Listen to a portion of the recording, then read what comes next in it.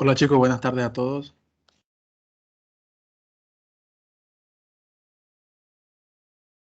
Buenas tardes, doctor. ¿Cómo levantan con sueñito? Porque hace un calor tremendo afuera, ¿no?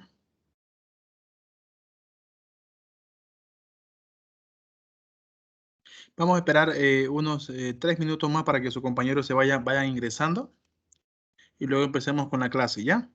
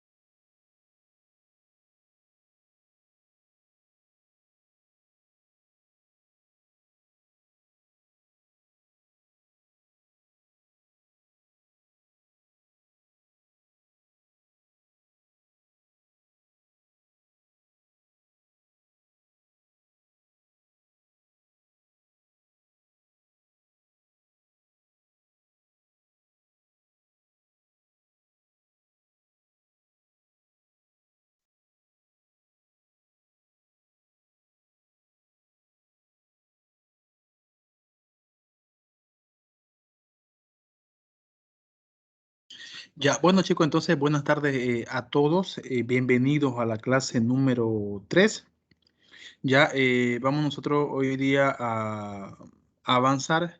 Es un poquito aburrido es el tema, pero vamos a tratar de no hacerlo tan aburrido para que ustedes puedan entender, ya puedan ustedes entender y no tengan ese problema, ya, o de que tal vez no puedan entender algo. Así que, antes de poder empezar a poder dictar con la clase, vamos a hacer que no sea tan aburrida y vamos a enviar un pequeño video. Quizás lo han visto o lo van a ver en otra materia como toxicología o algo de radioactividad, pero hoy día quiero que veamos un poquito acerca de todo ese concepto y un problema que ha pasado hace mucho tiempo en uno de los países de Europa, que tal vez como le acabo de decir han escuchado hablar, pero luego le digo porque es importante que veamos un resumen de todo esto.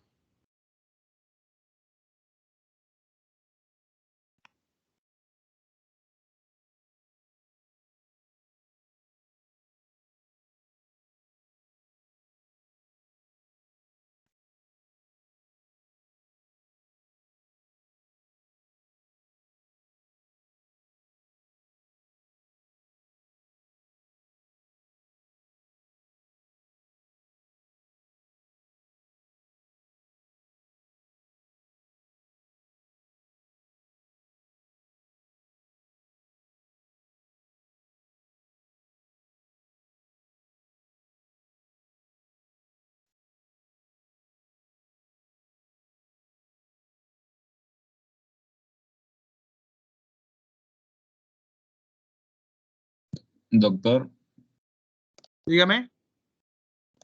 no sé si soy yo nomás o no se escucha el audio.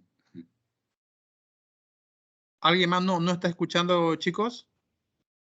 Sí, doctor, no se escucha la... Doctor, no se escucha. Ya, un momento, por favor, ¿ya?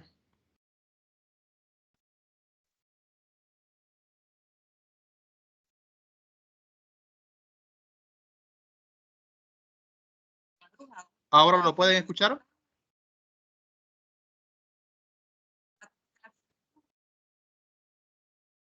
¿Lo pueden escuchar hoy día? ¿Ahora? No, doctor. No, doctor.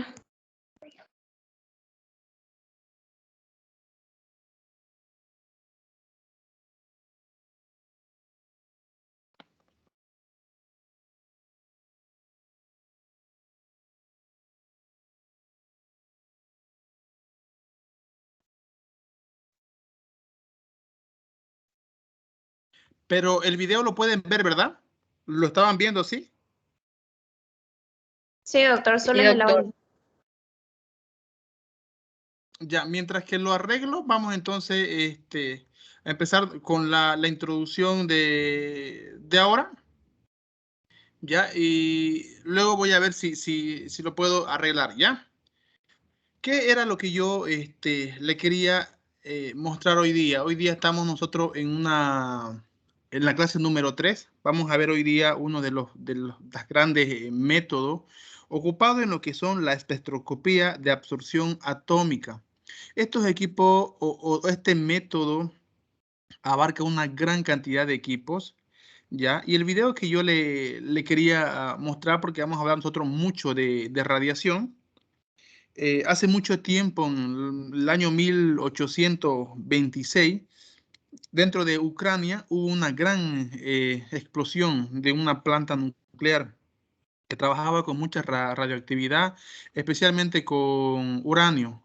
En aquel momento, cuando no se tuvo no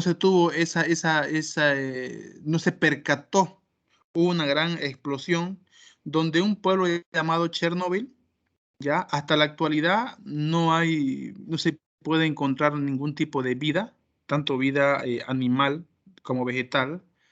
Ha pasado mucho tiempo hasta la actualidad. eh, Han descubierto de que sí, hoy día hay algunos animales, pero tienen una malformación congénita. Entonces, personas no pueden habitar, son lugares restringidos porque aún desde 1826 hasta la actualidad aún se encuentra bastante iones radioactivos de uranio, como también de europio, ya como dióxido se encuentran bastante en la actualidad y pues esa radioactividad de cualquier elemento que vaya a ser, que se puede emitir, ya sea por un equipo o de forma espontánea, por cualquier, por cualquier elemento que se haya formado, es bastante dañina para la salud. ¿Y qué es nosotros lo que vamos a ver hoy día? ¿Qué es lo que la absorción atómica también trabaja de esa misma manera? ¿Y cómo es lo que nosotros vamos a ver? ¿Cómo es que los equipos hasta la actualidad pueden eh, o cómo es como trabajan estos equipos? Estos se basan en cuatro partes fundamentales de que se trabaja con una fuente de energía. Esa fuente de energía ya transmite, por ende, diferentes tipos de ondas, que esas ondas, depende si son ondas alfa, gamma, delta, que luego vamos también a conocer, genera una energía lo cual esa energía va a chocar con un átomo, ese átomo que no estaba excitado, se excita, convirtiéndose en una órbita mucho más grande, demostrándome como un átomo excitado. Todo este proceso pasa en todos los equipos que van a ocupar la espectrometría.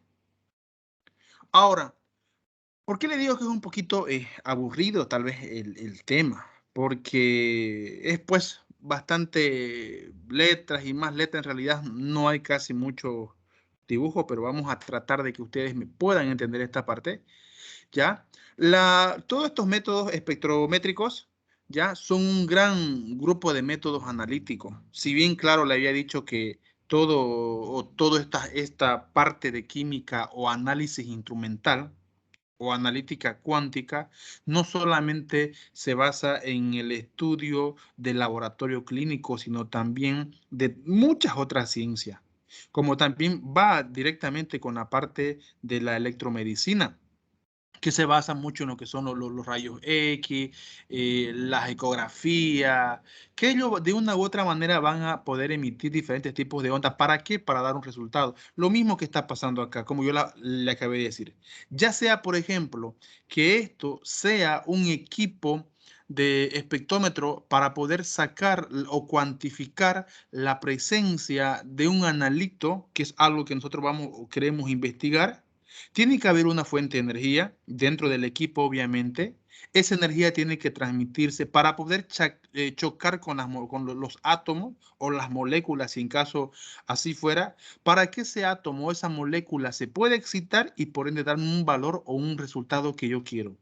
Si esto mismo nosotros vamos a trabajar, por ejemplo, se va a trabajar con un equipo de radiología, es lo mismo, tenemos una fuente de energía, esa fuente de energía puede ser que sea un rayo gamma, un rayo delta, un rayo beta, un rayo alfa, que eso va a chocar con las moléculas o con los átomos de diferentes grupos de tejido y lo cual se va a manifestar en una imagen.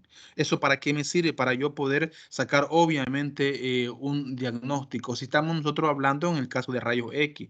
Las ecografías también hacen lo mismo. Pero antes que ir mucho más allá, quiero que ustedes entiendan qué es un átomo, qué es una molécula y qué es una partícula. Un átomo es la parte mínima, ya sea un electrón o un neutrón, de cualquier elemento, ¿ya? ¿Y qué es una molécula? No es más que la unión de dos o más átomos. Por ejemplo, tenemos nosotros una molécula que mucho aplicamos o utilizamos en el caso de laboratorio, una molécula de agua que está compuesta por dos átomos, una molécula, por ejemplo, de glucosa que está compuesto por 6 átomos de carbono y 10 átomos de hidrógeno. Una molécula, por ejemplo, de fructosa que está compuesta por 5 átomos de 5 átomos de carbono, por 10 átomos de hidrógeno y así sucesivamente. ¿Y qué es una partícula? No es más que una porción de cualquier elemento que es visible al ojo humano. Esa es la diferencia cuando vamos a hablar nosotros o hacer la diferencia entre lo que es un átomo, una molécula y una partícula. Muchos hablamos nosotros y ustedes han visto o han estudiado la parte de bioquímica aplicada o bioquímica general, se habla mucho de moléculas, no así de átomos. ¿No? Porque las moléculas también forman parte de la vida. Tenemos las biomoléculas, que son los lípidos, los carbohidratos, tenemos los aminoácidos, que forman parte de las proteínas, y los ácidos nucleicos, que de una u otra manera van a llegar a formar una molécula de ADN o de DNA. ¿Ya? Entonces, todos esos equipos que van a trabajar con radiaciones, con rayos UV o con cualquier tipo de fibra óptica que vamos a ver más adelante, hace el mismo mecanismo. Hay una fuente de energía, una energía que es transmitida para que vaya a chocar con el átomo, con la molécula y por último que me vaya a dar una molécula, un átomo excitado, que eso se va a manifestar a través de una lectura. Entonces, el término de espectrometría es un término general para la ciencia que trata de todas las interacciones de varios tipos de radiación con la materia. ¿Y qué es la materia? No es más que el objeto de estudio, ¿ya? Si vamos entonces a definir como la parte química o dentro de la química, materia es todo aquel elemento que ocupa un lugar en el espacio. Eso hemos aprendido en química. Entonces, todo ese elemento que tenemos nosotros y que vamos a ocupar como estudio es considerado una materia. Desde siempre se ha tomado mucho interés. En la antigüedad, obviamente, que no había todas estas investigaciones para saber cuál era la presencia ya de diferentes tipos de elementos que se encontraba en una muestra. Se empezó a investigar y investigar hasta que con el tiempo se ha podido a aplicar todo tipo de radiación. Hasta la actualidad se ocupa mucho en la parte médica, en la parte estética también se se utiliza bastante para que ya sea para que me dé un valor de lo que yo voy a buscar, como también como un objetivo terapéutico. Luego también tenemos lo que la espectrometría y los métodos espectrométricos que se refieren a la medición de la intensidad de la radiación, que aplican mucho con un transductor fotoeléctrico u otro tipo de dispositivo electrónico. Los métodos espectrométricos que se usan más se basan en la radiación electromagnética, que son tipos de energía que ellos van a optar de diferentes tipos de forma, ¿no? Diferentes tipos de forma. Dentro de todo eso reconocido tenemos la luz y el calor radiante, como también no se deja de lado que ellos se van a manifestar en algunos casos como rayos gamma y por último a través de los rayos X. Pero también en la actualidad tenemos nosotros mucho lo que es la radiación ultravioleta, los microondas que también utilizan un tipo de radiación y por último tenemos la de radiofrecuencia. ¿Cuáles son las propiedades generales electromagnéticas por las cuales trabajan todos estos equipos? Existe dos tipos de modelos, ¿ya? Uno, por ejemplo, que es el más aceptado, que es el modelo ondulatorio sinusoidal clásico. ¿Esto cómo trabaja? Trabaja a través de la longitud de onda, la frecuencia, la velocidad y la magnitud. Esto, por ejemplo, es importante, casi parecido a la campana de Gauss que ustedes van a llevar en control de calidad. Todo esto, por ejemplo, esos subidas y bajadas, a esto se le llaman ondas. Por ejemplo, de dos ondas positivo, ¿ya? De ahí se mide la longitud de onda. O puede también medirse desde dos longitudes de onda negativa. La amplitud de esta onda, ¿ya? Se considera desde la parte media, ya sea como la parte positiva o la parte negativa, hasta su otro extremo. Y el tiempo en distancia es dependiendo la cantidad de ondas o subidas y bajadas, para que me entiendan mejor, ya que puede presentar cualquier tipo de frecuencia. Como también existen otros tipos de fenómenos dentro de estos equipos, que son el sonido y la radiación electromagnética. ¿Por qué motivo yo le decía acerca, y hablábamos mucho del sonido? Porque todo tipo de elemento, ya sea que emite un sonido o que emite cualquier radiación para conseguir un objetivo, son considerados ondas. Por ejemplo, teníamos nosotros o tenemos en la actualidad las ondas del radio, ¿ya? Las ondas del radio que son consideradas ondas, pero ¿qué es lo interesante acá? Que estas ondas tienen poca penetración. ¿Por qué? Porque su amplitud entre una y otra es bastante amplio. Las microondas o los microondas también trabajan con ondas, ¿no? Los microondas trabajan, como claramente lo dice el nombre, con ondas pequeñas, pero si vemos nosotros la amplitud de una onda o de una radiación comparado con las ondas de radio, es mucho más corto. ¿Eso en qué me ayuda? Eso me ayuda a que todas estas ondas de calor se puedan ingresar, por ejemplo, en los alimentos y hacer un choque con las moléculas que tienen los alimentos, hacer una frotación con esas moléculas, produciendo ¿qué? Una energía, produciendo un calor. Y es así como actúan o como actúa el microondas con cualquier tipo de molécula que se encuentre en cualquier elemento que usted va a meter. Por ejemplo, mucho hemos escuchado que nosotros no podemos meter un elemento metálico a los microondas. ¿El por qué? Porque estas microondas tienen que trabajar con moléculas de agua. Sin ese elemento que ustedes ingresan dentro de este equipo y no presentan moléculas de agua, no se produce energía y por ende no va a haber una turbulencia de electrones y por ende no se va a poder manifestar ese calentamiento. Si usted, por ejemplo, lo va a colocar un plato, por ejemplo, de metal en el microondas, lo que va a hacer solamente es que las ondas van a chocar con ese plato y eso va a responder de una onda todavía mucho más fuerte con ese elemento y puede provocar quemaduras no deseadas en la persona que está utilizando este equipo. Tenemos también nosotros las ondas de infrarrojo. Generalmente se utilizan, por ejemplo, en la actualidad utilizamos mucho para hacer una flebotomía. Hay equipos que hoy día, y quizás muchos han verificado, qué es lo que hace eso, que ese infrarrojo tiene ondas que pueden penetrar la dermis y gran parte de la epidermis. ¿Para qué? Con la única finalidad de poder ver los vasos sanguíneos. Si ustedes verificamos nosotros las ondas de un infrarrojo a unas ondas de radio, las ondas, su amplitud es mucho más corta. ¿Por qué? Porque su penetración va abundando, acaparando un poco más todavía de donde nosotros queremos poder llegar. La luz visible UV que se transmite o que se emite a través del sol va mucho más allá todavía e incluso puede llegar hasta dañar la grasita o el corium de la piel y nos puede provocar a nosotros lo que son las quemaduras de primer grado. Porque las ondas comparado con las ondas de microondas o las ondas del radio, hemos visto que su amplitud es mucho menor. Mientras una onda cuya amplitud sea mucho menor es mucho más penetrante.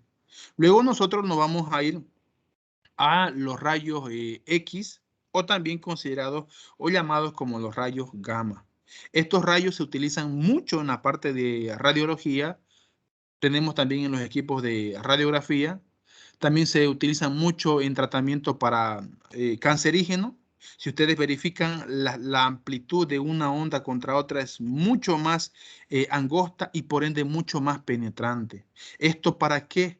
Porque dentro de estos equipos de los rayos gamma, por ejemplo, o los rayos X o ecografía, lo que nos interesa a nosotros es llegar a la profundidad de un órgano blando o de un órgano duro, donde nosotros queremos obviamente sacar una imagen para hacer un posible diagnóstico. Esa es la diferencia entre una onda que no tiene mucho poder. ¿Por qué? Porque la amplitud es mucho más grande y aquella onda que su amplitud es mucho más corta tiene mayor poder de profundidad o de poder ingresar a lugares que nosotros tal vez esperamos como un diagnóstico y en el caso de los rayos UV o los rayos solares que no son esperados, pero de una u otra manera nos van a causar cualquier tipo de daño. Aquí, por ejemplo, tenemos nosotros otro tipo de ejemplo parecido al anterior. Hemos visto que acá, por ejemplo, de las ondas que son con una frecuencia bastante pequeña, que son los rayos gamma, los rayos X, tenemos los rayos ultravioleta, tenemos también los rayos, los UV visible, tenemos los infrarrojos. Que todos estos se utilizan en la actualidad, que en la medicina sí, con un propósito diagnóstico, sí, dependiendo nosotros o dependiendo la medicina que es lo que quiere conseguir, porque no es lo mismo utilizar, por ejemplo, unas ondas de una radiación gamma a una beta con una alfa, que son, por ejemplo, las ondas que transmite el radio, o las ondas alfa que también transmite la televisión. Entonces, todos esos tipos de ondas para poder penetrar dentro de la retina o dentro de nuestros ojos, en el caso para poder captar la imagen, son también considerados unas ondas alfa dentro de lo que estamos hablando de la televisión, pero con su amplitud mucho más amplio y que por ende no nos va a causar ningún tipo de daño.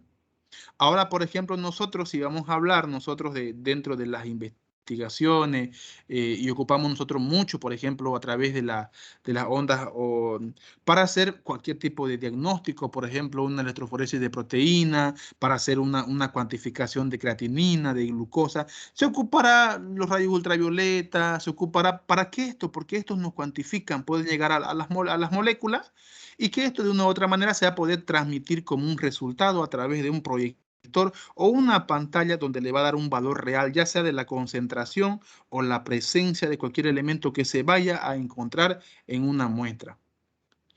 La espectroscopía entonces no es más que la observación, es un elemento que nos ayuda para hacer una observación y el estudio de un espectro. ¿Qué es espectro, por ejemplo? Es todo esto que acabamos nosotros de ver, ya sea, por ejemplo, de cualquier elemento o radiación que nosotros vamos a utilizar, a todo esto se llama espectro, que va a utilizar cualquier tipo de radiaciones o cualquier tipo de amplitud de estas radiaciones para conseguir o tener un valor de lo que nosotros queremos buscar. ¿Esto qué es lo que hace? Registra la especie, ya sea tal como una molécula, ya sea tal como un átomo, tal vez en una partícula, o también la presencia de un ion, porque también no olvidemos que tenemos en laboratorio equipos de espectroscopía de absorción atómica que se utiliza para cuantificar la presencia de los iones que se encuentran en la sangre, como por ejemplo sodio, potasio, cloro, magnesio, calcio, litio, etcétera, etcétera, que también son imprescindibles y muy importantes. ¿Para qué? Para poder sacar o cuantificar si se encuentra eso y en qué cantidad. ¿Esto es importante hacer esa investigación? Sí, porque esos iones son fundamentales para la subsistencia o la vida del ser humano. Todas esas observaciones fueron también corroboradas, obviamente, con el posterior de los años, del tiempo. ¿Para qué? Para empezar a poder buscar equipos más sofisticados hasta la actualidad. Hoy día tenemos también, como le acabé de decir, utilizado muchos de estos equipos ya en la parte estética, tanto para limpiezas, por ejemplo, de melasma, cambio de piel. Se ocupa mucho también en la actualidad para tratamiento de pacientes con cáncer. Y en 1831, Herschel demostró que las sales de diferentes metales podían producir diferentes tipos de coloración.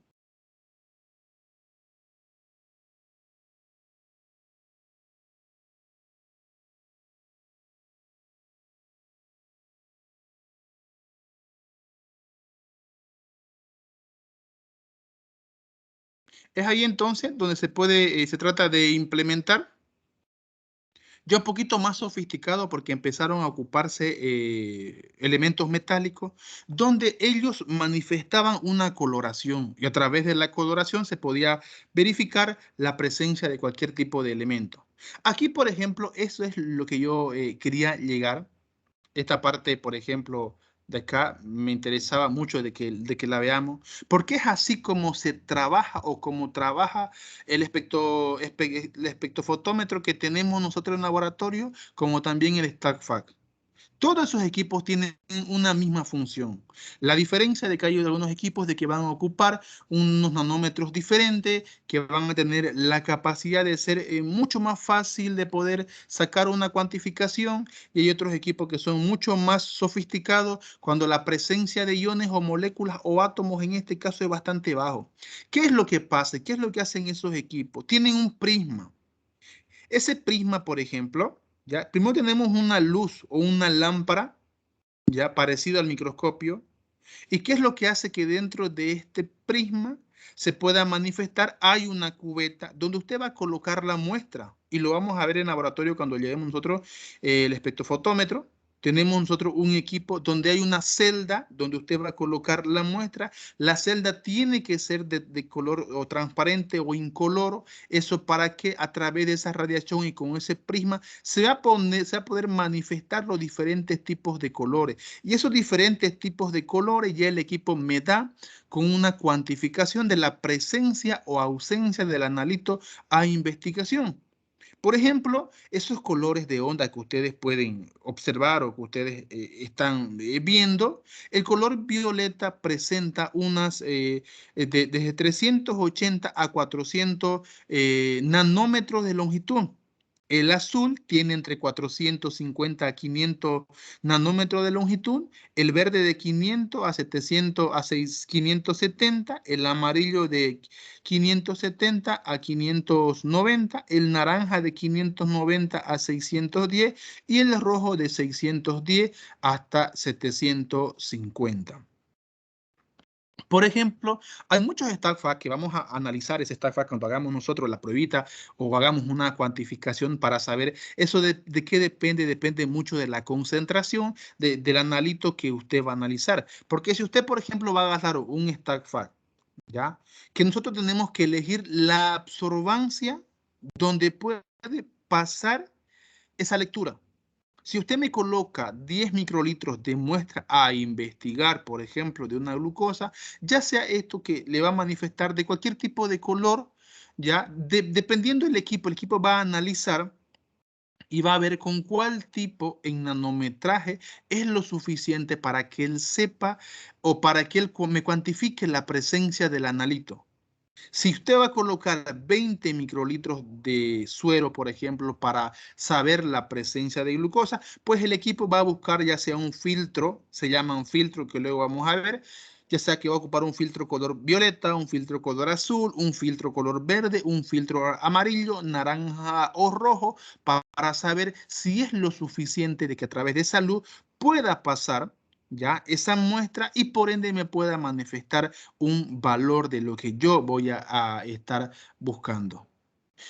Dentro de toda esta aplicación no solamente se da o solamente se conoce en el área de bioquímica clínica, también tenemos nosotros en el área de bioquímica bromatológica, se utiliza mucho también en el área de microbiología bromatológica para saber la cantidad o cuantificación de bacterias que se encuentran en una determinada muestra, moléculas también que se encuentran en una determinada muestra, también se ocupa mucho en el área de medicina, se ocupa mucho en el área, por ejemplo, de ingeniería, de cualquier tipo de ingeniería para saber la presencia del analito y la cuantificación del analito. Porque hay pruebas que para nosotros no solamente nos interesa de que se está presente o no, así como le había dicho en los métodos analíticos cuanti y cualitativo. Hay pruebas obviamente que necesitamos saber la cantidad. Hoy tenemos, por ejemplo, como yo le había comentado en la anterior clase, en la antigüedad, estos colores, estos equipos grandes, horribles que ya no hay, solamente le manifestaba a usted estos colores, pero esto le daba un número a través de esa absorbancia, que también vamos a ver en laboratorio que es una absorbancia y que es una transmitancia. Le daba un valor y usted tenía que hacer un cálculo. Esos cálculos que se tiraba horas muchas veces en hacer, ¿qué es lo que hacen los equipos nuevos que nos han librado de hacer todo ese trabajo? Y lo que hacemos en la actualidad solamente es hacer el procedimiento adecuado de cualquier técnica que nosotros vamos a utilizar y ya me da un valor. Pero también el equipo me da una transmitancia, ante cualquier duda que usted vaya a presenciar o tener, que usted también lo puede hacer el cálculo, obviamente aparte. Y es así, por ejemplo, estos son uno de los equipos nuevos. No se ocupa esto en el área de bioquímica clínica, se ocupa más que todo en la parte de ingeniería. ¿Qué es lo que hace de que esto tiene, por ejemplo, un monocromador que presenta una llama? Esa llama va a cambiar de color porque recuerdan que yo le dije que ya habían empezado a ocupar elementos a través de la emisión de las radiaciones de la presencia de una muestra. Esto se manifestaba la llama porque interactuaba con la molécula desprendiendo una cantidad de energía y se manifestaba un color. Este equipo a través de ese color lo va a tomar y le va a demostrar un valor o la presencia o ausencia de cualquier analito a investigar. La espectroscopía atómica se puede también dividir en 3 clases. Esto es importante que sepamos para que nosotros cuando lleguemos al laboratorio podamos nosotros clasificar o darnos cuenta cuáles son los equipos que pertenecen a la espectroscopía de emisión atómica, que estos también se conocen como el EEA, la espectroscopía de absorción atómica, que se conocen como el EAA, así está es su abreviatura, y la espectroscopía de fluorescencia atómica como la EFA. Son equipos que se utilizan, que hay en laboratorio, ya laboratorios, por ejemplo, de bromatología, que son laboratorios mucho más grandes que ellos utilizan. ¿Para qué? Para saber para poder calcular la presencia de los minerales que se encuentran en cualquier tipo de alimento. Por ejemplo, ellos utilizan este equipo que yo le había mostrado para saber si, por ejemplo, una galleta, qué tipos de minerales presentan, ¿no? Si presenta, por ejemplo, magnesio, tal vez, si hay hierro, si tal vez qué sé yo, hay litio, tal vez hay antimonio, algún elemento que no debería ver tal vez como estroncio, y todo ello para saber la presencia de ese elemento, y es así como ellos sacan lo que es su tabla nutricional, porque hacen la investigación en este equipo. Ellos van a colocar, van a poder sacar la presencia y decir, hay 4 milimol por litro de tal elemento, hay 4 miligramos de tal elemento por cada 100 gramos de galleta, se encuentra, por ejemplo, 200 microgramos de hierro en 1 kilogramo de harina. Es así como ellos saben y se hacen obviamente los controles de calidad para nosotros poder saber la presencia de esto y por ende colocar en la cartilla nutricional de el producto que se vaya a lanzar al mercado, que ya esté en el mercado, o un producto que ustedes obviamente se vayan a inventar, porque muchos de ustedes van a trabajar dentro de este área de bromatología y es así como se saca la cantidad por cada 100 gramos o por cada 100 ml de cualquier tipo de muestra, qué elemento se encuentra presente en ese alimento que ya es lanzado o ya se lanzó al mercado. Entonces, la espectroscopía de emisión atómica se basa en medir la intensidad de una línea de emisión específica del elemento que se desea determinar. Por ejemplo, estos instrumentos, como ya vimos, utilizan una llama que atomiza y excita los componentes de las muestras. Esto emiten una radiación electromagnética de diferentes longitudes. Ya saben que todas las ondas son así subidas y bajadas, tienen una amplitud que la amplitud mientras más grande sea es menos dañina. Y mientras la amplitud más pequeña sea, es mucho más dañina y mucho más invasiva. ¿Ya? Entonces, si vamos a colocar tal vez esto en el examen, algún tipo de pregunta, ya sabemos que los tratamientos que utilizan ondas electromagnéticas, mientras su amplitud sea mucho más corta, es mucho más invasivo. Y tiene mayor utilidad en la parte médica, sí. Pero si usted aplica su uso de manera constante, no se olviden también que también pueden excitar células cancerígenas. Valga también la aclaración. Y luego vamos a ver que todos de estos equipos tienen que tener una estructura adecuada para su utilización. Porque usted no me puede utilizar, ya algunos de ustedes que tal vez se va a dedicar a hacer lo que es la electromedicina, porque hay bioquímicos que trabajan en ese sector también, que si usted va a utilizar o va a estar dentro de ese equipo para las radioterapias, por ejemplo, y usted ve que las paredes no son de plomo, ¿ya? Que no ocupan ese lugar de plomo, todas estas ondas de menor amplitud puede traspasar y llegar a cualquier persona, ¿ya?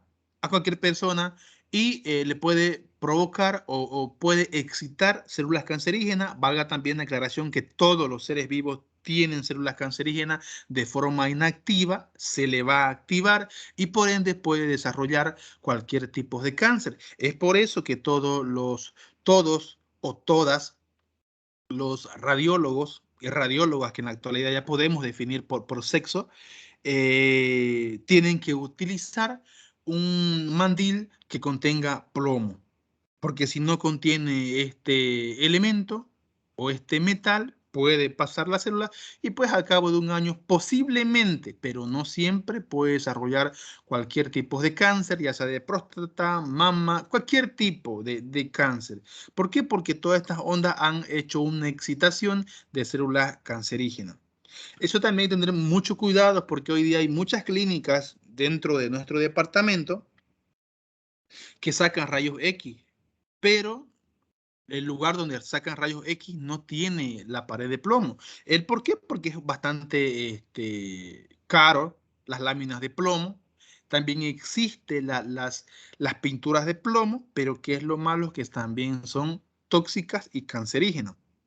Así que difícilmente que alguien se atreva a poder pintar una pared con plomo porque corre un bastante riesgo para su salud.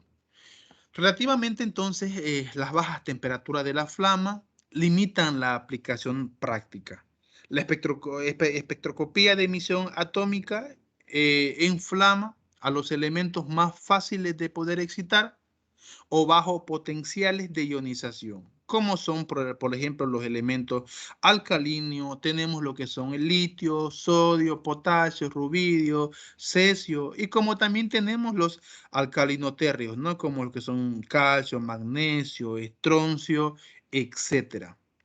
Ahora es esto, como yo le decía, es esto cómo se puede manifestar y cómo trabajan esos equipos. Hay que ocupar un poquito la imaginación, ya que no nos podemos nosotros ingresar dentro del StackFact, por ejemplo, no nos podemos nosotros ingresar dentro del analizador químico, pero es esto lo que pasa, ¿ya? Que por ejemplo aquí tiene un monocromador o una fuente de luz. ¿Qué es lo que va a hacer esto? Aquí tenemos los filtros con diferentes tipos de colores. Tenemos nosotros lo que es la muestra que pasa por este filtro y por ende la molécula se va a excitar y se va a manifestar con una concentración, con un valor. ¿Cómo están compuestos todos los espectrofotómetros de absorción atómica? Tienen una fuente de luz. Esa fuente de luz son las lámparas que vamos a conocer en los equipos que tenemos porque todos trabajan de igual manera. Hay una fuente de luz, hay una unidad de atomización, que generalmente son los filtros. Tenemos un monocromador. Ese monocromador es el lugar donde se va a excitar la molécula. Cuando hablamos de excitación, quiere decir una molécula que no está en movimiento. Hay algo, por ejemplo, que quiero que entiendan, valga el término recalcar, de que la energía se manifiesta por el movimiento de una molécula. Si la molécula está en su estado no excitado o está la molécula quieta, no hay energía, no se produce energía.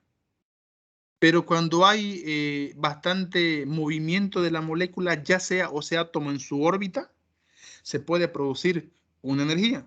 Por ejemplo, usted frótese ya sea con cualquier madera entre ambos dedos y usted va a ver que se produce un calor.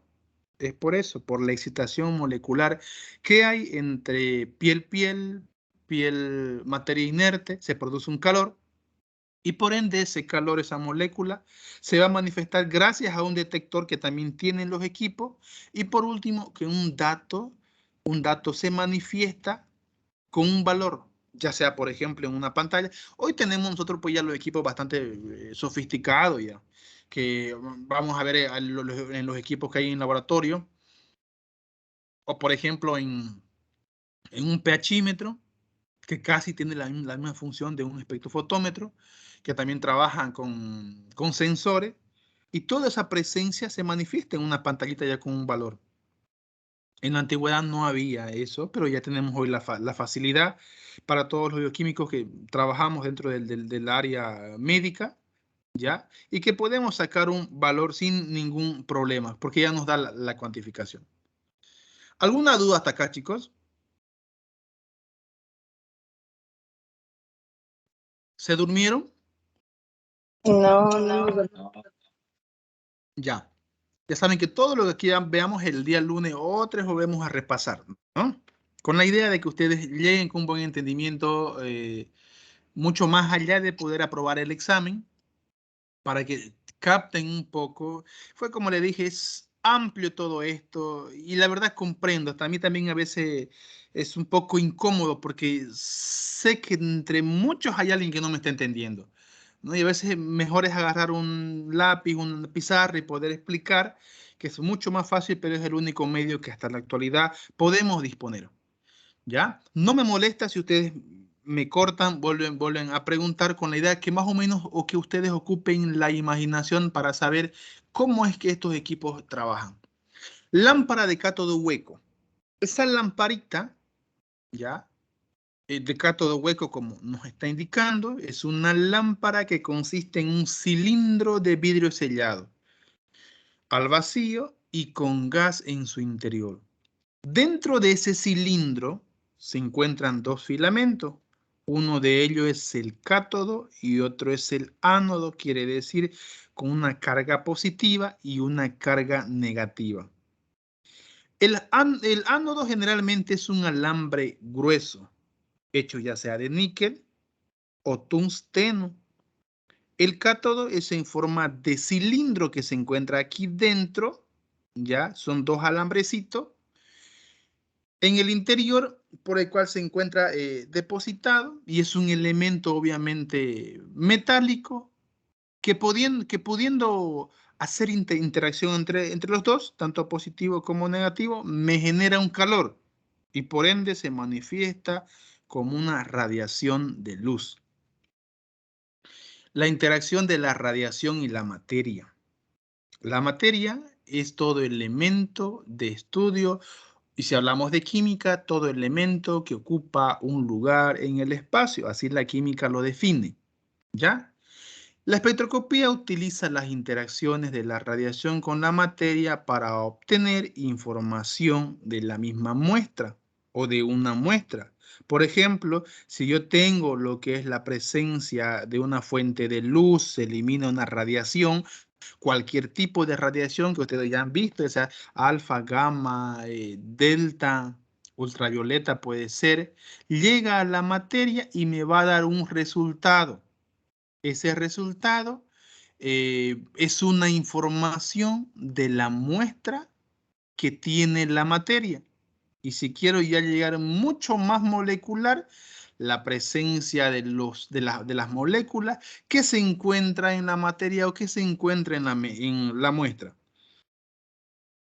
Varios de los elementos químicos se empezaron a descubrir, porque la pregunta de aquí es, y quizás muchos han preguntado o le han preguntado tal vez al profesor de química orgánica o química analítica o general, ¿cómo es que saben la forma de la molécula de glucosa? ¿Alguien la ha podido ver? Obviamente que no. ¿No? Y quizás muchos nos preguntamos en esa parte, yo también cientos de veces me pregunté, ¿cómo es que saben que la glucosa lleva 6 átomos de carbono, es un hexágono, o tiene forma de hexágono porque tiene 6 lados, tiene, por ejemplo, fuerzas de Van der Waals, tiene puentes de hidrógeno, tiene fuerzas fuertes y débiles? Es a través de estos equipos. Esto sirvió de gran avance dentro de la ciencia química, porque así es como se dan cuenta que las moléculas están formando, llevan esa forma, llevan esos átomos que llegarían a formar una glucosa, por ejemplo, un lípido, la molécula de agua, por ejemplo, porque nadie puede observar una molécula de agua, ¿no? Entonces nosotros hemos ocupado la imaginación porque sabemos y se ha utilizado estos equipos de saber que dentro de la molécula de agua existen, por ejemplo, dos puentes de hidrógeno o tienen dos átomos de hidrógeno con una de oxígeno, que cada una aún tiene electrones también, que ambos se pueden disociar para darme hidrogeniones y para darme oxidrilo y que por ende pueden nuevamente dar una parte ácida, una parte alcalina, puede formar con otros elementos para darme cualquier tipo de sal.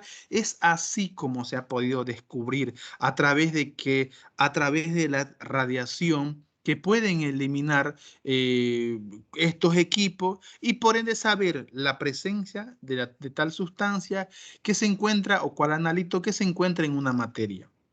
Antes, por ejemplo, de aplicar este estímulo, ¿ya? El analito era predominantemente en su estado enérgico más bajo. Quiere decir que estaba en su forma no excitada.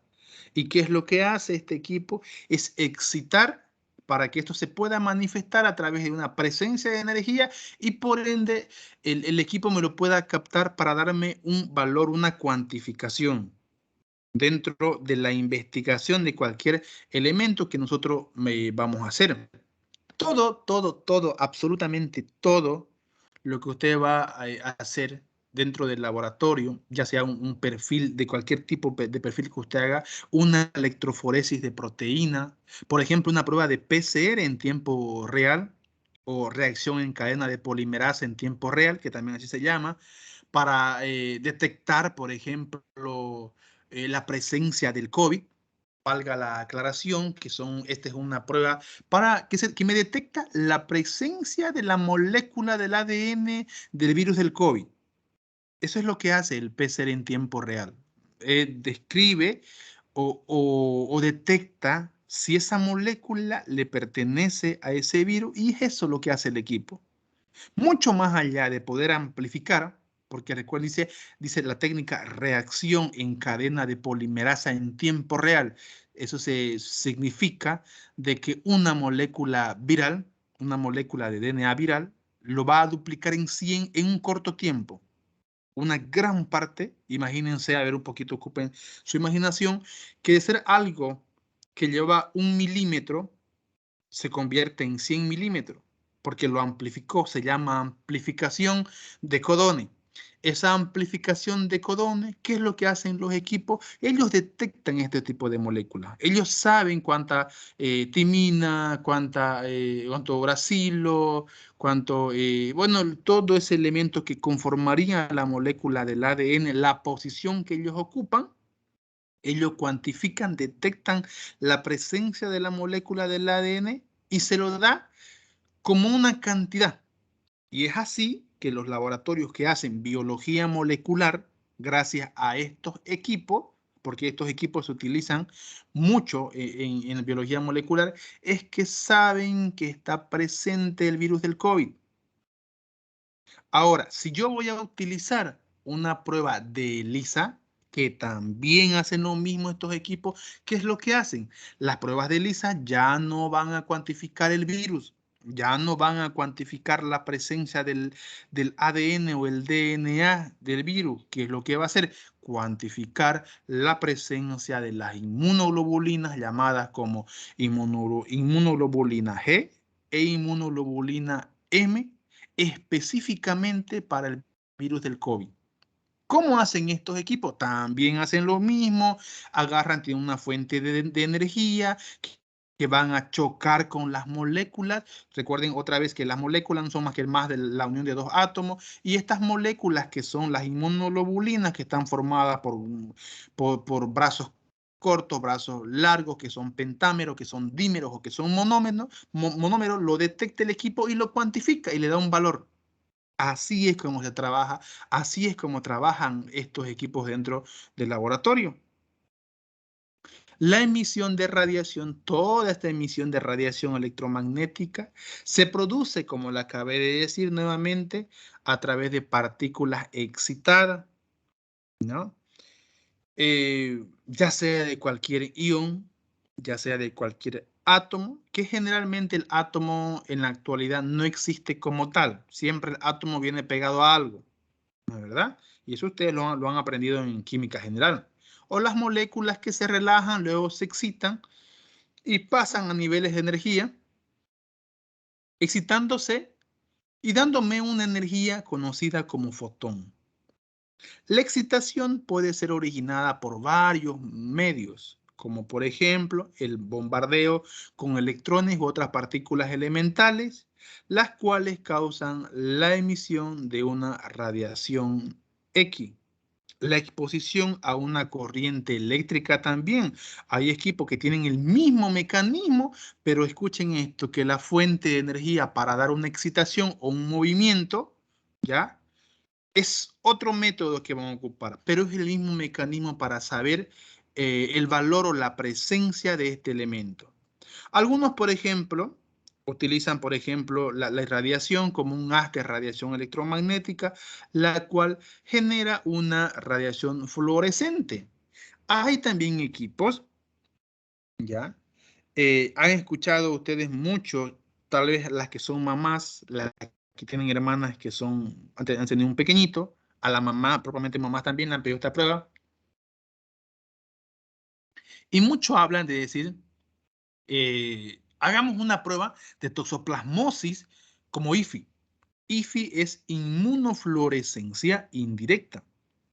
¿Ellos qué hacen? Hay equipos como también hay microscopios que van a leer esta fluorescencia, pero también hay equipos de que se le va a colocar cromógenos. Cromógenos son colorantes para que el equipo lo pueda detectar como un color.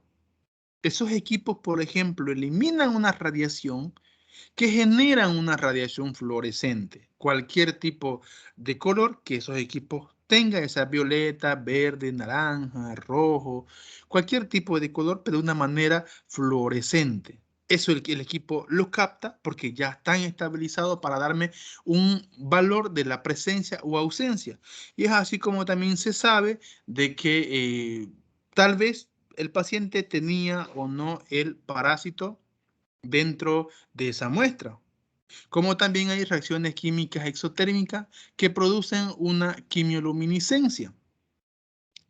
Esa técnica que yo le decía, que hoy día los médicos mucho hablan de la técnica CLIA. Cuando lleguemos un poquito más adelante, vamos a ver de que hay técnicas que son mucho más específicas y mucho más sensibles, que eso hablamos la siguiente clase. Que dentro del laboratorio usted va a utilizar cuál técnica es mucho más efectiva, pero se tiene que evaluar el costo y el beneficio que va a hacer al paciente. Otra vez vuelvo al COVID. Si usted va a tomar un ejemplo, si usted va y dice, yo quiero una prueba para saber si tengo COVID, una prueba, no para control, que también ya le expliqué en laboratorio que es una prueba de control de COVID y qué es una prueba de diagnóstico. La prueba de diagnóstico para COVID no hay más que dos. No hay más, que es el antígeno nasal y la prueba en PCR de tiempo real para COVID. No es solamente PCR. La palabra correcta es PCR en tiempo real para COVID porque hay para todo tipo de enfermedad. Usted para poder elegir eso, esas pruebas, que una cuesta 500 y la otra vale hasta 100 bolivianos, se evalúa mucho la sensibilidad y especificidad de la prueba. Y esto grábense para toda la vida ustedes. Hay pruebas que son sensibles y hay pruebas que son específicas. ¿Dónde usted lo va a aprender esto? En control también de calidad o análisis clínico 1. Por ejemplo, si aquí en el inciso 4 yo le digo, hay reacción exotérmica que produce quimioluminiscencia, esta técnica de quimioluminiscencia es mucho más sensible, es mucho más específica que una técnica de ELISA. La técnica de ELISA, también usted cuando lo aprenda en análisis o inmunología, va a ver que es una técnica que la sensibilidad y especificidad es un poco mejor que la técnica de CLIA o la técnica de quimioluminiscencia.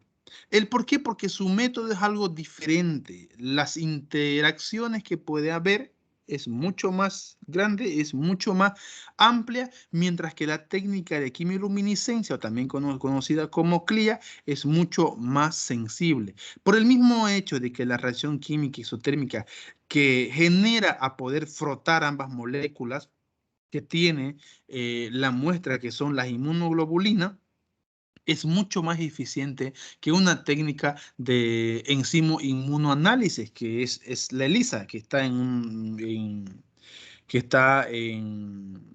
abreviado, sí está abreviada la técnica de ELISA. Entonces, ¿qué significa enzimo inmunoanálisis? Que es la técnica, ¿ya? Igual que la quimioluminiscencia. La absorción de la radiación, como yo le había dicho, la absorción, cuando la radiación atraviesa una capa, ya sea de un estado sólido, generalmente nosotros no hacemos dentro del laboratorio la parte sólida, todo es líquido y es gas. En el caso de la gasometría, es posible eliminar en forma selectiva ciertas frecuencias mediante absorción. La parte sólida, eso lo ven mucho la parte de bromatología, porque ellos van a hacer a través de la absorción de llama, colocan una muestra y diferentes tipos de colores que va a emitir la llama, van a saber la presencia de los minerales que va a tener una muestra. En cambio, aquí nosotros en el laboratorio todo el tiempo trabajamos con elementos líquidos o elementos gaseosos cuando así lo requiera la prueba. La absorción impulsa a estas partículas de su estado normal a temperatura ambiente o un estado fundamental, ya sea uno o más estados excitados, de energía superior. En cuanto a la teoría cuántica, ya sean los átomos, las moléculas o los iones, tienen una cantidad limitada de niveles energéticos discretos. ¿Ya? Eso, por ejemplo, cada equipo ya está estabilizado porque no es lo mismo que usted me utilice un ion selectivo, ¿ya? Para hacer un ionograma, porque me mide iones, sodio, potasio, cloro, litio, pH, que un equipo que usted me utilice puede ser el más básico, un StarFact, un espectrofotómetro, un analizador químico, o un analizador de LISA, no es lo mismo, porque ellos ya están adaptados para poder leer átomos, moléculas o iones. Para que haya una absorción de esa radiación, para que esa radiación se absorba, la energía de ese fotón excitador debe corresponder exactamente con la diferencia de energía entre el estado fundamental de cómo estaba la materia y cómo fue que se excitó para hacer una variabilidad entre ambas cosas y por ende poderle a usted demostrar ese valor que usted necesita. Los componentes de los instrumentos, de estos instrumentos ópticos, son 6. Entre ellos tenemos la absorción, la fluorescencia, la fosforescencia, o esos 6 fenómenos: la dispersión, la emisión y la quimioluminiscencia. Y es estos de acá son los componentes de cuál está hecho el espectrofotómetro. ¿Cuáles son esos componentes? Tenemos la fuente de luz, la unidad de atomización, el monocromador, el detector de la energía que ha manifestado el monocromador gracias a la unidad de atomización,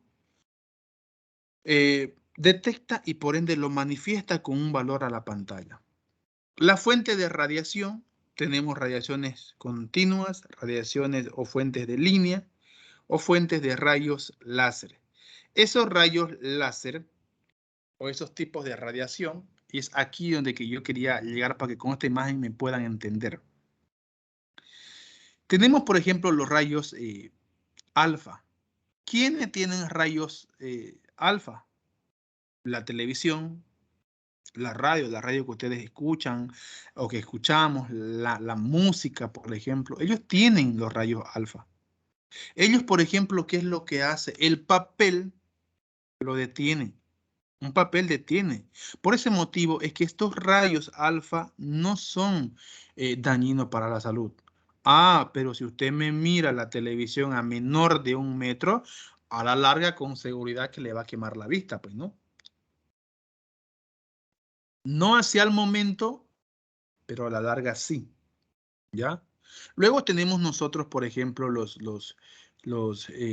rayos beta. Estos rayos beta son los rayos principalmente que se utilizan en la ecografía. Si ustedes han visto acá esta persona, ya, que lo puede traspasar. ¿Y qué es lo que lo detiene? Un aluminio. Ese aluminio lo detiene. Esas radiografías que ocupan rayos beta traspasan lo que es los tejidos blandos. ¿Para qué? Para poder captar una imagen. ¿Para qué nos sirve a nosotros eso? Para poder saber cualquier tipo de patología que presente ese órgano. También es utilizado estos rayos beta, utilizan mucho lo que son los microondas también, que el aluminio obviamente lo va a detener, pero cuando las ondas o el aluminio o otro tipo de metal, ellos pueden nuevamente haber un rebote de energía y ser un poquito más grave todavía para el ser humano, porque ya viene una gran energía con una gran potencia. Luego tenemos nosotros los rayos gamma y los rayos X. Esos rayos X o rayos gamma fue como yo le decía, por ejemplo, el plomo es el único, la pared de plomo es lo único que puede hacer el choque para que ellos no pasen. Ellos pasan la pared, hasta la pared de aluminio pasan, una pared, por ejemplo, de cemento, ellos lo pasan también. Quien único que puede hacer un stop es el plomo, la pared de plomo. Por ese motivo hay que tener mucho cuidado cuando ustedes van a un centro médico, un centro de salud y se apeguen al área de radiología, porque esto con el tiempo no quiere decir que usted va y se apegó ahora y mañana le va a dar cáncer, no. No vaya a decir que el profesor le dijo de que todos van a tener con cáncer cuando vaya al hospital, pero la probabilidad tiene un porcentaje que debe ser considerado o tomado en cuenta. Ya que cada vez que usted va y hay muchas clínicas que no utilizan esto, ocupan esos elementos, la pared los traspasa y por ende pues puedes activar, no puedes incluso destruir células rojas, células blancas, células de tejido, puede destruir de mil maneras, puede activar células también y por ende a la larga se puede manifestar cualquier tipo de cáncer.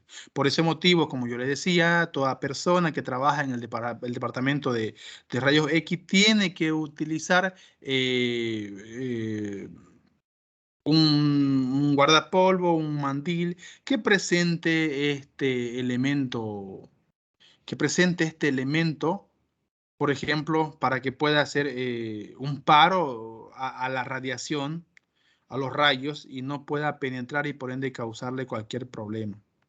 Tenemos también los rayos o los neutrones, de ahí donde yo quería demostrarle mucho a ustedes ese video, pero no sé qué habrá pasado de que no se logró escuchar. Tendría entonces la única forma que el agua y el concreto pueden detener neutrones o toda esa radioactividad que se eliminó en aquel entonces, es que hasta la actualidad no hay respuesta, le cuento. Si ustedes verifican o tienen la curiosidad de poder observar qué pasó en Chernobyl, en Ucrania en el 1826, van a verificar que fue una explosión grande, donde en la actualidad han descubierto, yo hace poco que he verificado nuevamente un artículo que han descubierto animales, pero que tienen una malformación ya. Algunos tienen 3 orejas, 2 cabezas, porque los animales se han adaptado a ese medio. Pero hay gente de que no puede ingresar porque la radioactividad aún sigue, ha pasado bastante tiempo y quién sabe hasta cuándo se irá a quedar, pues, ¿no?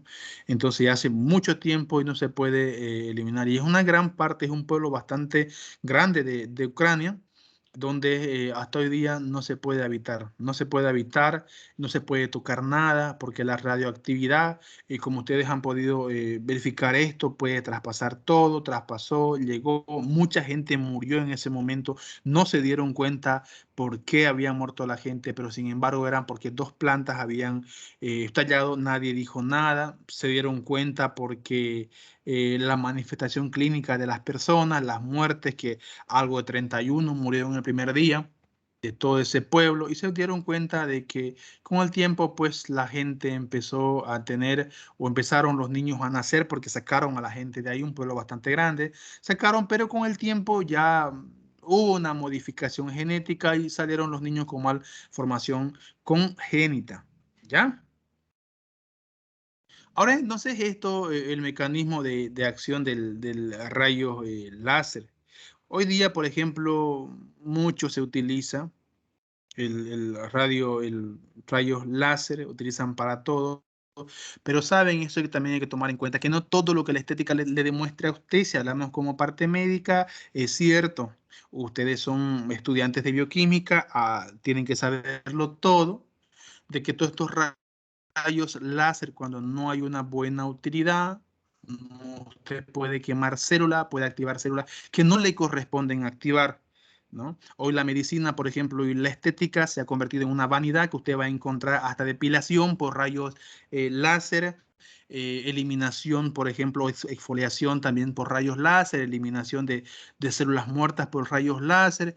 Hay que tener un buen manejo, un buen conocimiento. ¿Y quién mejor que aplicar todos estos elementos que los bioquímicos? Porque nosotros como bioquímicos estudiamos desde la parte pequeña de cómo trabajan estos rayos láser. Ellos trabajan, por ejemplo, a través de un bombeo, a través de una emisión espontánea, una emisión estimulada y por ende una absorción. Esto, por ejemplo, aquí es como si fuera un ciclo, porque viene, por ejemplo, un espejo relajante. Todo todo este mecanismo, este ciclo, está dentro del equipo que usted va a realizar, por ejemplo, o va a trabajar, está dentro de ese equipo. Y es así como trabaja, ¿no? Hay una radiación de salida, una radiación electromagnética que va a cumplir la función tal vez. Ahora la pregunta, ¿por qué motivo es que ellos colocan unos lentes, unas gafas negras a los pacientes? No sabemos cuál es la causa o no saben cuál es la causa, pero ya nosotros hoy día vamos a aprender que es por miedo, porque la retina es bastante sensible, con esos rayos se puede quemar y por ende usted se puede quedar ciego para siempre, porque son efectos que son irreversibles que le puede causar al paciente. Ahora entonces esto lo que pasa, pues quizás un poquito la imagen se ve mal porque la agrandé un poco y es esto lo que pasa, por ejemplo, en la actualidad. Dentro de esos rayos se ocupan muchos, por ejemplo, todo esto también, y sigo yo con la parte estética. ¿Qué es lo que hace la UV? La UV no tiene más que una longitud de 200 a 400 nanómetros le va a quemar los rayos ultravioleta, sí, le va a quemar, pero no le va a quemar de una forma o una quemadura de segundo grado o tercer grado, le va a quemar una quemadura de primer grado que es lo que va a afectar únicamente a la epidermis nada más, más no le va a afectar a otra. También existen las longitudes de onda visibles que van a ir mucho más allá, si ustedes pueden aquí observar esto de que pasa, ya llega a la capa muscular porque ha pasado la epidermis, la dermis, el corion ya lo pasó y está llegando ya a la masa muscular, tiene utilidad en la actualidad. Hoy como parte estética sí lo utilizan para hacer principalmente exfoliación. Y si ustedes ven esto infrarrojo, por ejemplo, hay que tener bastante cuidado. ¿Por qué? Porque estos producen ya quemaduras de tercer grado. Si usted ha verificado, mire hasta dónde llega. Los infrarrojos están ya llegando a lo que es las terminaciones nerviosas ya. Llegan, le pueden quemar los nervios, usted no puede sentir. Cuando le queman los nervios no puede sentir. Es lo mismo que pasa en una quemadura.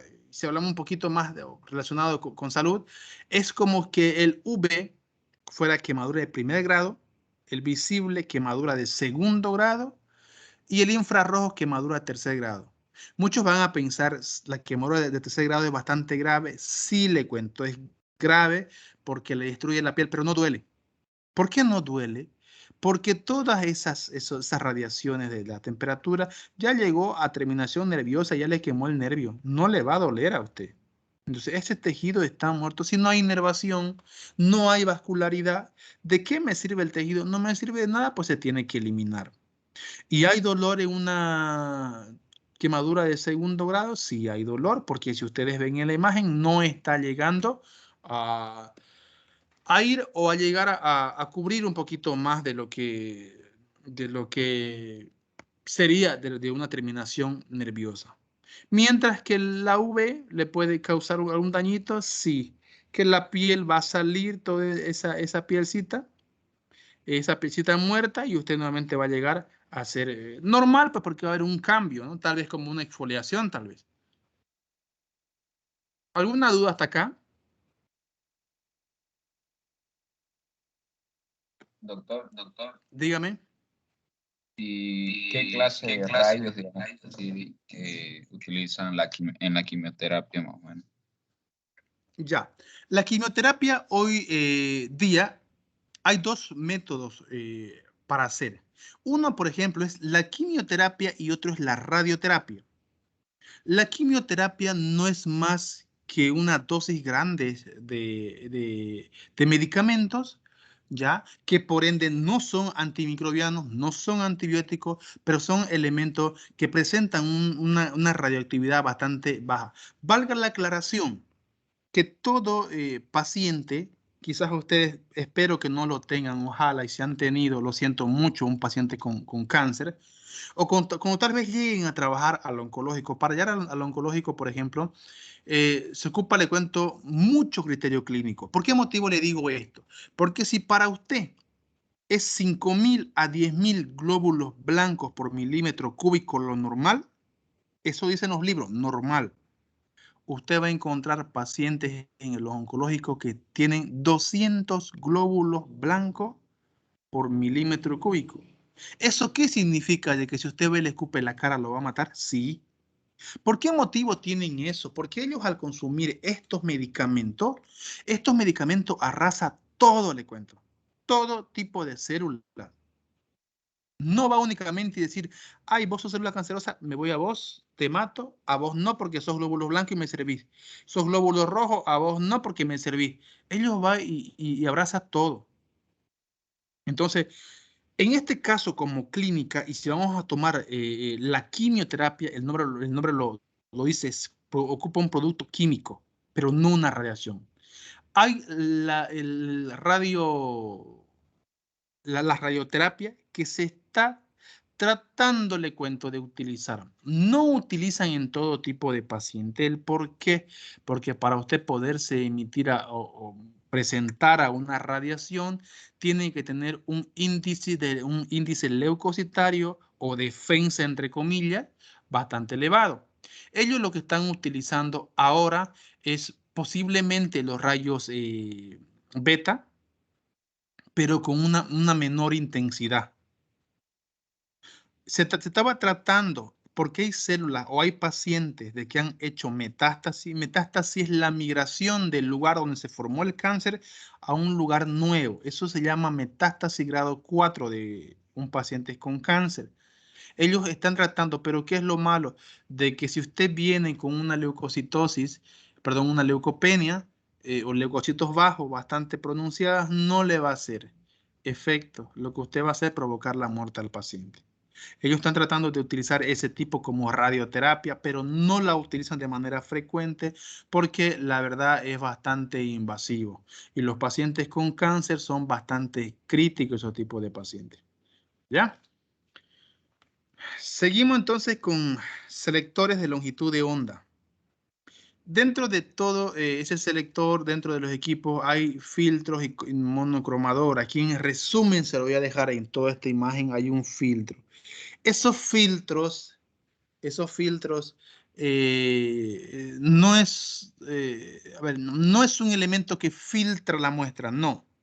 Es un elemento que va a poder seleccionar el tipo de color que se va a manifestar dependiendo al nanómetro que el equipo tenga.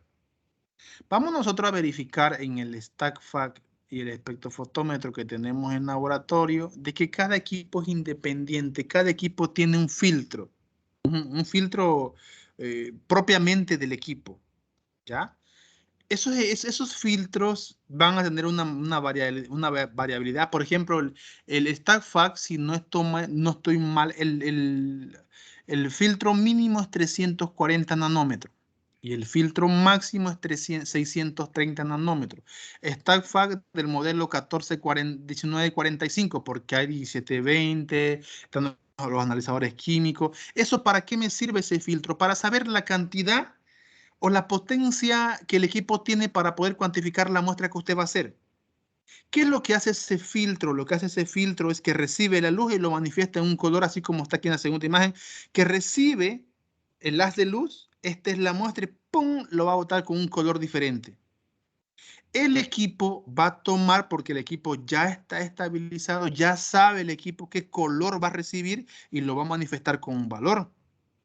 Hay muestras, que también usted lo va a aprender conmigo, hay algunas muestras que necesitan una cantidad adecuada de filtro. No todas trabajan, por ejemplo, con 520 de filtro, no todas trabajan con 330, no todas trabajan con 415. Hay algunas que trabajan con el intervalo de 550 hasta 630, pero son filtros que ya están estabilizados dentro del equipo.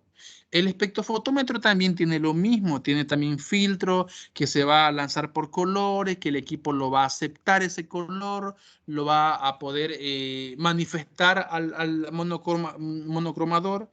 Ese monocromador lo va a tomar ese color y se lo va a manifestar a la pantalla para que le dé un valor de lo que usted quiera, obviamente, investigar.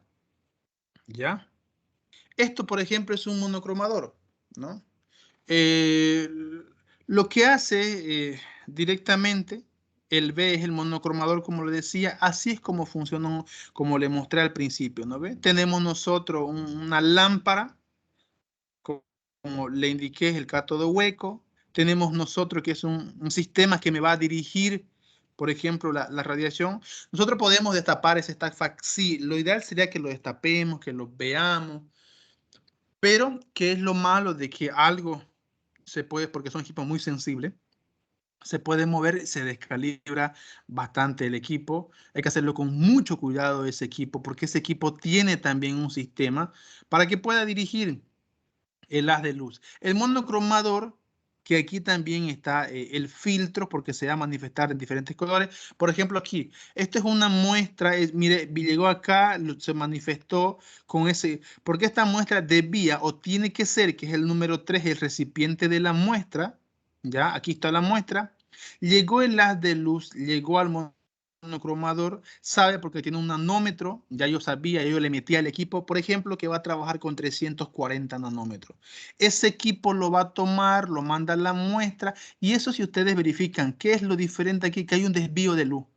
Miren, aquí viene con una pendiente negativa, ha enviado el monocromador una pendiente negativa, pero aquí tengo una línea recta. Esa línea recta dentro de este equipo, del sistema de detección del valor, ya tiene un valor definido. Y es ahí donde vas a ver el resultado de la concentración de lo que usted quiere saber. Es así como trabajan los espectrofotómetros o los StackFact en la actualidad. ¿Ya? Recipiente de las muestras. Este es el recipiente de muestra.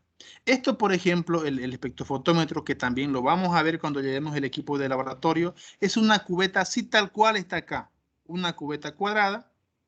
Es hecho de plástico, es transparente, usted coloca la muestra, cada muestra que usted va a leer y va a llevar un detector para saber la concentración. Pero si yo estoy hablando del espectrofotómetro, existen tubos de ensayo.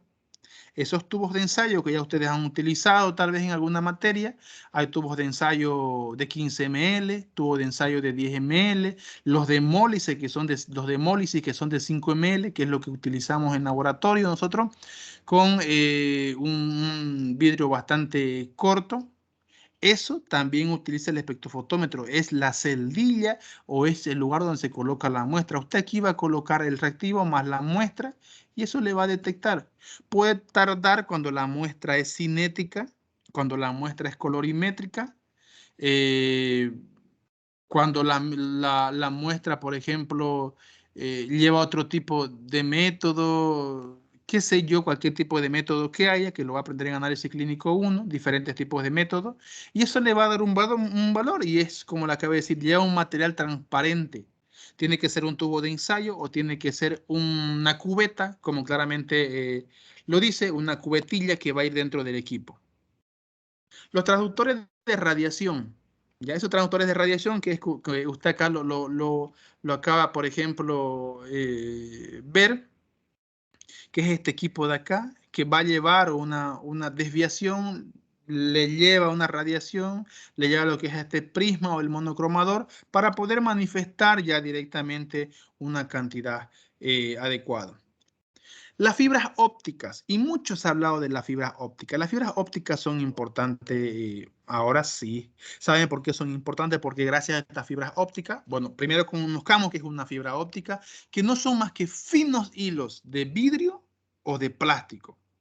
Que por estos vidrios se transmiten a largas distancias, porque estos en algunos países lo llevan por debajo del mar, ¿ya?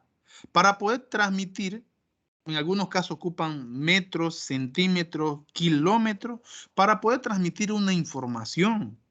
Estas fibras ópticas se ocupan en los equipos, sí se ocupan en los equipos actualmente.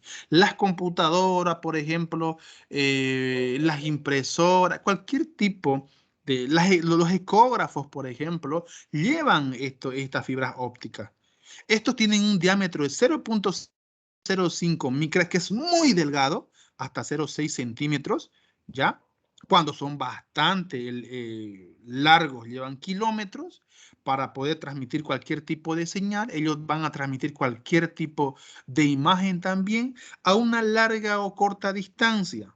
Se ocupa bastante mucho y ustedes han escuchado, por ejemplo, las telefonías, mucho ocupan las fibras ópticas. Hace 2 semanas hay un país que se quedó, una isla que se quedó sin telefonía, ¿ya? Porque se deshicieron estas fibras ópticas que están debajo del mar. Algo pasó, una turbulencia, algo pasó. Se soltaron estas fibras ópticas y por ende no tenían, quedaron incomunicados este tipo de país. Ha sido por lo menos 2 semanas, que se ocupa bastante para cualquier tipo de maquinaria. Ahora vamos, ya casi estamos en lo último, no se duerman, estamos 3, 4 diapositivas más y terminamos. Los tipos de instrumentos ópticos. Tenemos un espectroscopio. Este espectroscopio, ahí le cuento ahora, sí, pero no se ocupa mucho ya ahora. Hay algunos laboratorios que lo ocupan. Esto para que espectroscopio se utilizaba, le cuento, para medir la densidad de la orina, para no poder fallar. Esto es un instrumento que se utiliza para ver que la desviación de una onda dentro de este equipito es bien pequeñito, ¿ya? Entonces, se puede emitir esa radiación y que usted lo puede observar. Y es que es como un microscopio, porque usted coloca la muestra acá. Una gotita le coloca, tiene una gotita de orina, generalmente se ocupa en orina, le coloca esa gotita, usted lo cierra el equipo y usted observa por este ocular. Es como un microscopio. Ojo, que usted en el microscopio puede ver todo. Aquí únicamente usted ve densidad, nada más. Colorímetro. Son los nuevos equipos. Así, mira, aquí hay tubitos. Estas son, por ejemplo, las celdas de muestra. El colorímetro, o también conocido fotocolorímetro, también se conocen, o también aquellos que emiten fluorescencia, se conocen como un fluorómetro. Usted coloca la muestra, cualquier tipo de muestra, y en la pantallita le va a dar el color de la muestra, más la absorbancia, depende de los nanómetros que ha utilizado para darle un valor adecuado de lo que usted quiere realizar. Espectógrafo. Ese espectrógrafo, ¿ya? También se utilizaba, ya no se ocupan mucho estos equipos, pero es bueno que lo conozcan. Ni en laboratorio actual no.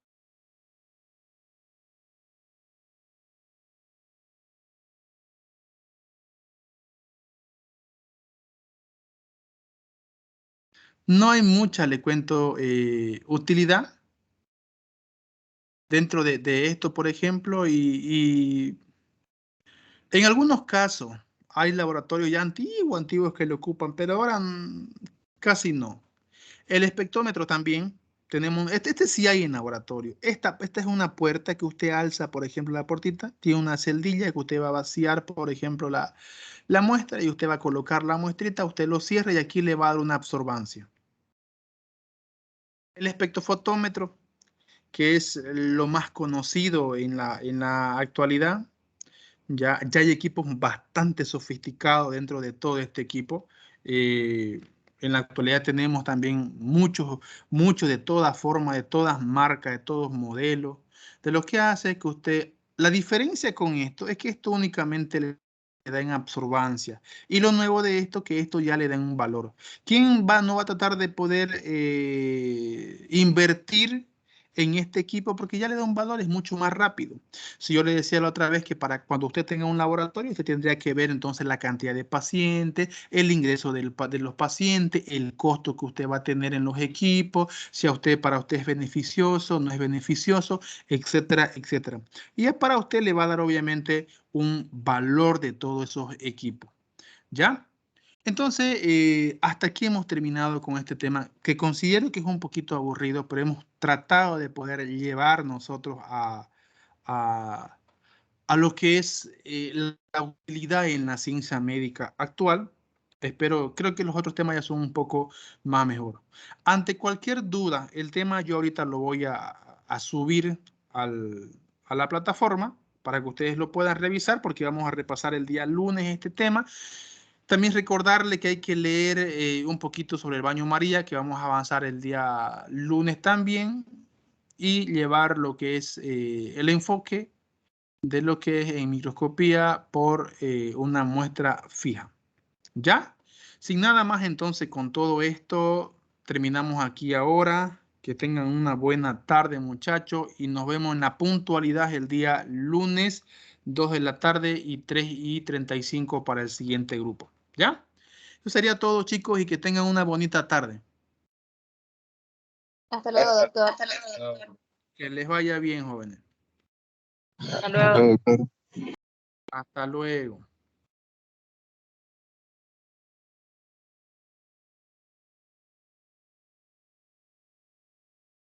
Hasta luego, doctor. Que les vaya bien. Hasta luego.